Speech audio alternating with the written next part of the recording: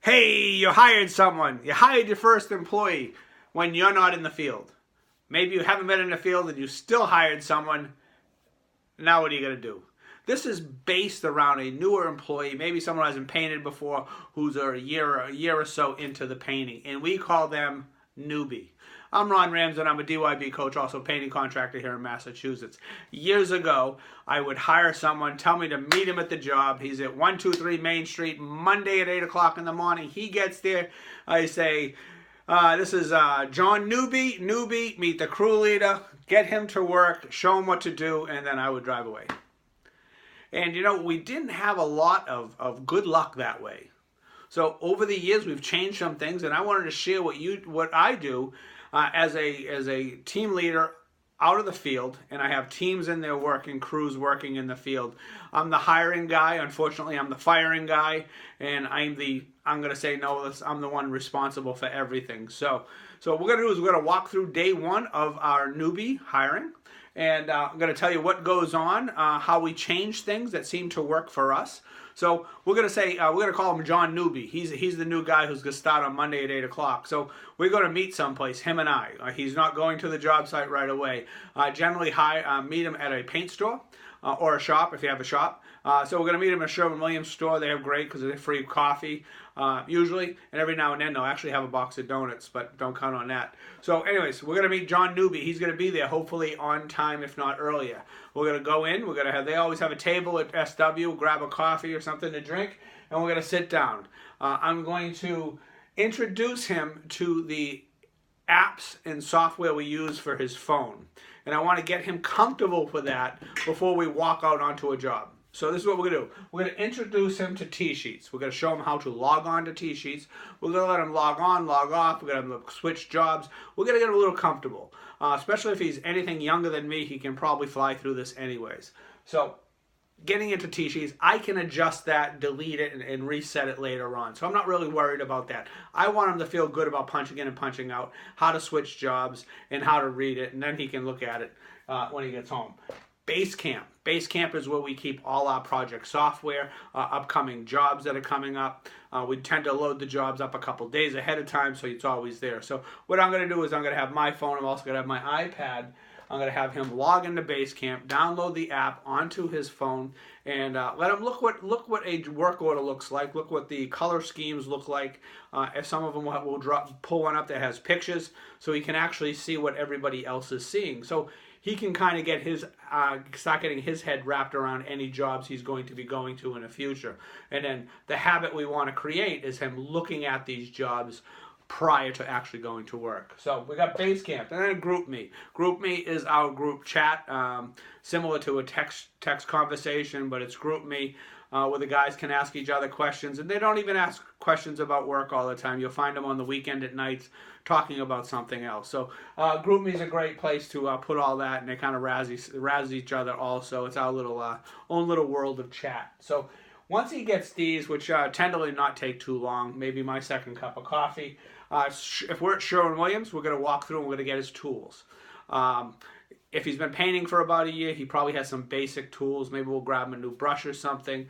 We'll also give him our shirts. Then we'll give him a couple.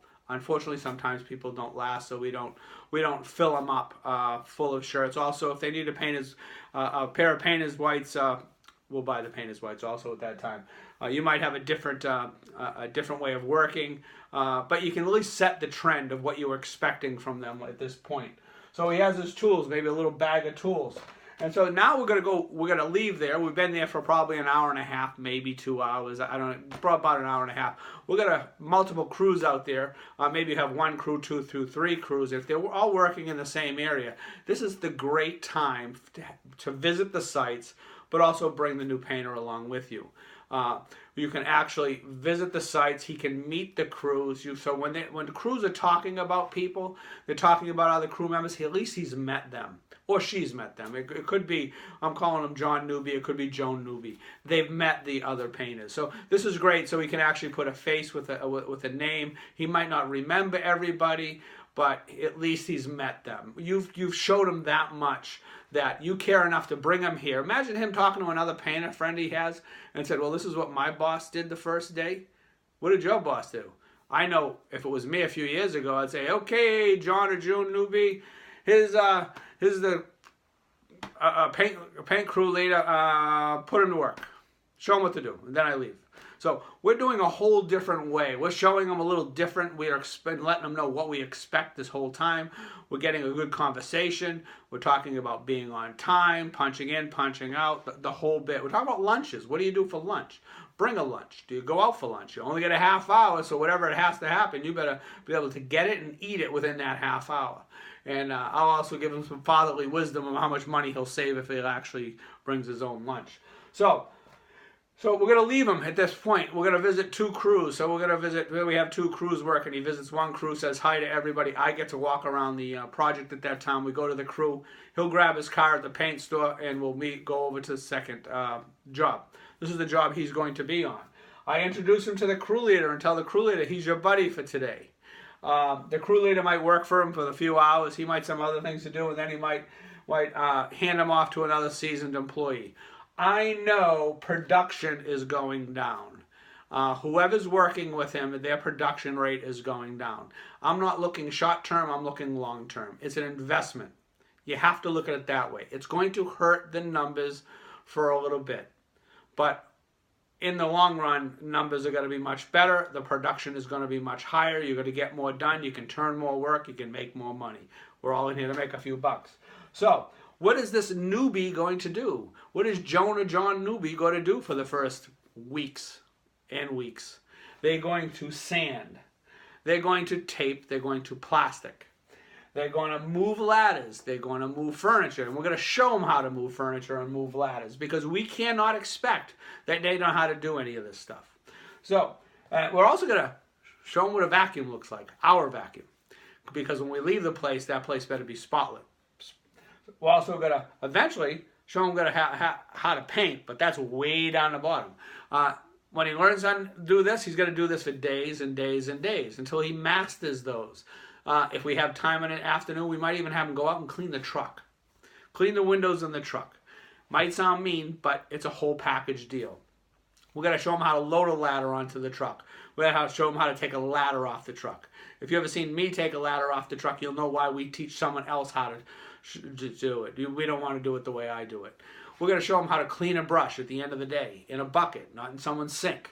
We're going to show him what to do to a trash at the end of the day. We're going to show him how to fill out our booklet at go through with the crew leader. We have which I've shared before, a journal that we actually log in the daily tasks and what was completed for the homeowner to see. We're going to show them the whole picture, and they're going to do this until they master it, until we can find out that we maybe bring them into rolling a wall, and we're going to teach them how to roll a wall. And we find if we do it this way, one step at a time, don't just throw them to the lions, better outcomes all the time. So anyways, I hope this helped on your day one of learning and showing a new person, a new hire, how to handle for day one. I'm Ron Ramsden. I'm a DYB coach. If you'd like to get in touch with me, please shoot me an email at ron@dybcoach.com. You can also find me on Facebook. Many of you have. More than happy to even pick up the phone and chat with you. I'm Ron. I'm a DYB coach, also painting contractor here in Massachusetts.